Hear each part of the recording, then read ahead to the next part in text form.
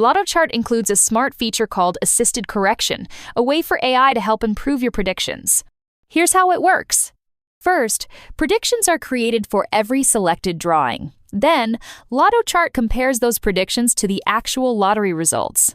Next, it looks at the differences, called deltas, between the predicted and actual numbers.